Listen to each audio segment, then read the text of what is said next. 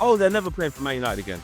He hasn't even had a pre-season. How do Liverpool fans view this? How does Arne Slot view this? Well, that's great, but it's a World Cup year. Are you really not going to play for a minimum 6 months until January? I think it's just a come down. It's too much of a come down. You know, Carlos Baleba, and it's like, oh, Højlund from Sporting. Hello, I'm Susan Owens and welcome to The Window, talkSPORT's daily video transfer update and your go-to guide for all the latest football moves. Coming up, we will be getting the latest on Isak's strike at Newcastle, Ruben Amorim's backup plans and Fulham's sudden arrival to the transfer window. Joining me today is, of course, presenter of United View and our very own Inside Devils, Flex. Right, so first up, let's get into the saga that literally never seems to end. We have got Isak to Liverpool. The latest we've heard is that he could be fined by his current team Newcastle if he refuses to play any Premier League games. He's obviously been quite clear with his intentions to leave. He's not even training with the team ahead of Villa this weekend. So I've heard a lot of pundits and commentators say that there could be a lot of strategies at play. What do you think? Does it all boil down to the final week, post the 25th, when Liverpool play Newcastle? I think for me, it depends all on just whether he's still there by the transfer window is closed. Like, if he hasn't even had a pre-season as well, so he's not going to be playing anytime soon. Even if there was a decision made to bring him back into the fold, he's going to need time and weeks to get back up to speed because, you know, by our understanding, he's down tools quite a while ago. So he hasn't been training, he hasn't been part of the group. And I think they played him in a couple of games' time. So I can't even envisage how, if there was an imminent conclusion to this chaos, and it was in the decision of Isak being allowed back or choosing to play, he's not even going to be ready. And I think this is just a massive, massive poker game now about who's showing their hand, you know, who's bluffing. Because Isak, according to reports, is saying, even if you don't sell me, I'm never playing for you again. Well, that's great, but it's a World Cup year. Are you really not going to play for a minimum 6 months until January? And then after that, into the World Cup? I can't see that happening. And then, like you spoke about there's some legal complications with that as well. If, okay, you've been omitted from the first team setup because of what's happened until the window's shut, and then the window shuts and you're still a Newcastle United player and you refuse to turn up to work, all of a sudden you're not getting wages. All of a sudden they can get, I don't know, Court of Arbitration of Sport involved, etc., etc., the PFA. It becomes really sticky for Alexander Isak. So, yeah, I still don't understand how he stays and doesn't play. He has to get back into the fold if he stays. So what do you think that does? I guess, obviously, financially, it doesn't ruin him. But, I mean, if he's willing to take the fines, he's willing to take the wage cuts, not getting paid at all. But, like, how does that go for his ego and the next time he goes for another team? Well, I was thinking about this. Is this... How do Liverpool fans view this? How does Arne Slot view this? This is, if this can be done to Newcastle United, essentially, what happens if Isak goes to Liverpool and in 2 to 3 years, Real Madrid want him, or Bayern Munich want him, or Barcelona want him, and he's like, this is a dream, or Saudi, I don't know, this is a dream move for me, and he starts downing tools. Is that the sort of person that you want in your dressing room? Or Liverpool fans could look at it like, we don't really care about Newcastle United. We've already little broed them. We've already taken Hugo Ekitike away from them. They're Newcastle United to us. This is just how badly someone wants to join the Reds of Liverpool. This is how badly he wants to be here. Look at this. But as we saw with Trent, as soon as a player wants to leave Liverpool and go to the likes of Real Madrid, the Liverpool fans will make it known. Liverpool. Yeah. So, I don't know. I think Liverpool fans do need to be careful about, yeah, this is great. Isak really wants to get out, because if this is Barcelona or Real Madrid, which is probably the only two clubs you leave Liverpool to go to in this day and age, if leveling up, that it could happen to them.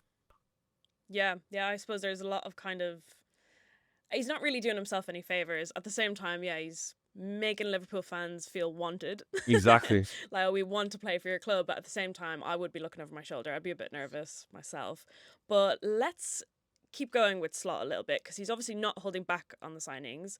And, like, even aside from Isak and Guehi, those rumours, he's already signed so many players. He's obviously building quite a big, massive team. And he spoke to talkSPORT's Danny Murphy yesterday, saying, yeah, I mean, last year, yeah, we did really well, but we changed the manager and we didn't change the team. So now we need to prove that we can do both. That'll be his legacy going forward. But do you think, based on this transfer window alone, that Liverpool could take the top spot again? I think we have to have them as favourites at the minimum, at the very minimum, in my opinion. I think the business they've done on top of a very good squad um, has been unbelievable. Really, I think you look at Hugo Ekitike, a young up and coming forward. Still some question marks over him at this level, of course. In a tough time at PSG, but done really well at Frankfurt. And then you got a glimpse of what he's about in the Community Shield.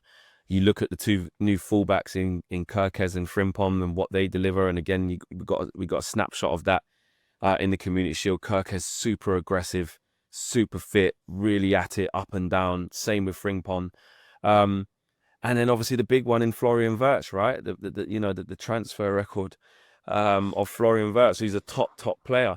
I still think there is going to be more teething problems this year. I think we might see some of the teething problems we expected to see last year because there's been more change now. I mean, the biggest change obviously was Arne Slot going in there last year, but they kept the same players. Now that you do have two new fullbacks, which, in terms of Frimpong's completely different player to what Trent brings. You look at Kirkez to Robinson. There's some similarities there, to be fair, between Prime Robinson and what Kirkez is. So that's fine. But they're going to have to adjust with Ekitike and Wirtz as well, and how they link up. But you still can't look past them with the business they've done from a strong position, signing the players that they have. And like we just finished talking about Isak, but in terms of Liverpool and Arne Slot, it's not over. He could still go there, and if he goes there, we may as well just all stop watching football. Yeah, yeah, that is the season done Yeah, even earlier than last year, isn't yeah, absolutely. it? Right, well, let's get on to your club because obviously that's what you're itching to talk about here. Now, personally, I think it's been a good transfer window for United. I think it's going all right, but Ruben Amorim doesn't seem to be done yet. It looks like United have a contingency plan in place if the deal with Carlos Baleba doesn't go through, and it's 50 million for Sporting's Morten Hulman. Amorim was the one who made him captain at Sporting. He said he's a good leader. He's got like a monster mentality. But if United get him for over half the price that they would have gotten Baleba for, do you think that's a good enough replacement? Nah, not for me. Not for me. I think Hillman is listen. I love what he did at Sporting, and like you said, their captain and leader, and knows all about the Amorim system. That's great. But I think to be trying to get someone like Carlos Baleba and then end up at Hillman, like, I would rather wait. Honestly, I would. Unless there's a different type of alternative for a shorter term. Do we get a loan in? Or I'm not trying to get Hillman. I'll be honest. I think Carlos Baleba is the dream move. I understand how difficult it is for that to happen. So if it doesn't, I think we've clearly showed that, like you said, there's money there because of how we're trying to go after Carlos Baleba. So I don't think Hillman is the answer. I think physically, in terms of his engine and how quick he is and how dynamic he is, it's not really what I'm looking for in this midfield. I think, Ugarte can run around and get after people, and he's not great on the ball. I know Hillman's better than him on the ball, but I still don't. I think it's just a come down. It's too much of a come down. Carlos Baleba, then it's like, oh, Hillman from Sporting. No disrespect, but Yeah. I'm not. And especially, like you said, it could be over half the price that it would cost for Baleba. Nah, not for me. Not for me. Nah, it is very much like a backup plan. I Yeah. think letting someone go into a team as a backup plan, that's how everyone will view him going forward. Yeah, and it's fine to get, I understand you got to have different targets. Like in the transfer window, you can't just say, if we don't sign our first choice targets, then we just don't get anyone. Like, because that's not good enough. You have to have option B, option C, etc., etc. But in this case, I would have said that for the forwards. If we didn't get Sesko, then there had to be someone else. It might have been Watkins or it might have been Mateta. If we didn't get, I don't know, Brian and Bumo, it might have been, I don't know, Anton Semenyo or Jacob Ramsey. I don't know. But that's fine to have those second options. But Baleba is like super key to maybe where we want to be at. We have to get that balance of waiting patiently for next year versus also trying, because we have to improve in midfield this year. So it's a sticky situation for Man United, but I don't think that Hillman is the answer. Yeah, that is fair. And obviously there is ups and downs in every transfer window. Exactly. And Yeah, United do have their struggles as well. I mean, they're struggling to sell Garnacho. There are reports saying that Arsenal, Tottenham, and Atletico Madrid were all offered him and all rejected the opportunity. So obviously Chelsea are still interested, but do you think United will struggle to sell him for over 40 million if Champions League teams are dropping out and not showing any I interest? think if we struggle to sell him for over 40 million, it will be because not because of the Champions League team said no. It'll be because it's late in the window and everybody knows that Man United need to sell Alejandro Garnacho, and he's made it clear he only wants Chelsea. What we have seen, I have seen those reports of those three teams sort of turning him down or turning down the opportunity to sign him. But also, what's been consistent, with talkSPORT's very own Ben Jacobs, etc., saying that it's Chelsea or no one. Like he only wants Chelsea. So I think we have to look at that. And obviously the latest reports are saying that personal terms have been agreed as well, and the clubs are now talking. So I've always been quite relaxed about, I'm sure he'll definitely leave. But Yeah. in terms of the time taken, I always knew it'd be late because Chelsea are going to want to come in towards the end of the window. They know Man United are desperate to sell. They know Man United are in need of more funds. And Alejandro Garnacho is the most sellable asset that Man United currently have. Marcus Rashford's wages was just way too high, so that was always going to be a loan. Jadon Sancho reports of a 20 million bid from Roma, so he's not going to get that much money for him. Anthony, again, 25 million-ish, 30 million-ish. But when you're looking at Garnacho, of course, we have the situation that he's a 100% homegrown player as well. So in terms of PSR, that could be amortized over 2, 3, 4 years. So that 40 could become 80, could become Yeah. 100 plus. So it's really important that Man United get a permanent sale. So I think we might struggle to get that valuation of 40 to 45 with some add-ons, only because Chelsea, I think, will just keep leaving it, and come in maybe the last week and try and lowball Man United with 35 plus some add-ons or something like that, and then we'd have to try and raise it. Yeah, I totally get that. And I kind of think with United, like they're trying to sell quite obviously. Yes. Maybe they've been very clear, like we want these people gone, and that like includes Anthony and Sancho.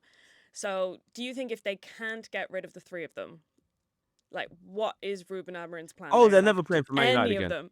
Yeah, No, he's never. lying. When he said in the press a few weeks back or before tour, if these guys end up back, I'm happy to have them and they'll be part of the. No, that's not going to happen. And also they're Man United also calling the players bluff, similar to the Isak situation of, okay, you're saying it's Chelsea or nowhere. If you don't go to Chelsea and it's nowhere, I bet you don't do that, Garnacho, because you want to play for Argentina in the World Cup and you're not playing here. Yeah. Same with Anthony. He's got aspirations of getting into the Brazil squad. But Anthony, to be fair, has done things in the right way. He hasn't agitated or been in the media for the wrong reasons. He's just cut his head down, gone to Real Betis, reignited his career. But we'll see Yeah. what happens with where he goes. Jadon Sancho, maybe less aspirations of trying to get in the England squad for him. But again, is he going to want a season here just sitting down, not playing? I'm sure he's going to want to go somewhere. So Yeah. I think all of the players in questions will leave. I think we'll be busy on deadline day. I do think that, for sure, which hasn't happened for a while. But I think all the players in question, Anthony, Sancho, Garnacho, Malacia as well, who's less higher profile, but still one of the ones who was surplus. I think they'll all leave, and Rasmus Højlund as well. Right. Well, speaking of Højlund, of course, Fulham are now showing a bit of interest. We haven't seen a lot from Fulham this transfer season, but they're showing up now. And of course, AC Milan are also trying to pursue a deal as well. But he said earlier in pre-season that he wanted to fight for his place. But could we see him go, do you think? I think he'll absolutely 100% leave Man United in this window. I mean, I was there in the mix zone when Rasmus Højlund appeared and said, anyone want to speak to me? He wasn't even supposed to be on media duties, but he wanted to make it clear. He wanted to make a statement and put out there that I know everyone thinks I should be sold and the club probably want to sell me, but my intention is to stay here, fight for my place, etc. So it's very, very calculated by Rasmus Højlund. And since then, he's barely played. And in the last game against Fiorentina, he was an unused sub, whilst Mason Mount was up front for Man United as a false nine, whilst Brian Mbeumo was up front as a false nine. In the last game against Everton of the US tour, Mateus Cunha was up front as a 9. So everybody but Rasmus. So I think the writing's clearly on the wall. And I think that last game against Fiorentina, to not even give him any minutes, tells us it's like, don't let him get injured. He's integral to having to leave now, but Benjamin Sesko has been brought in. and he's going to have to open the door to these moves, like we're reading that he has.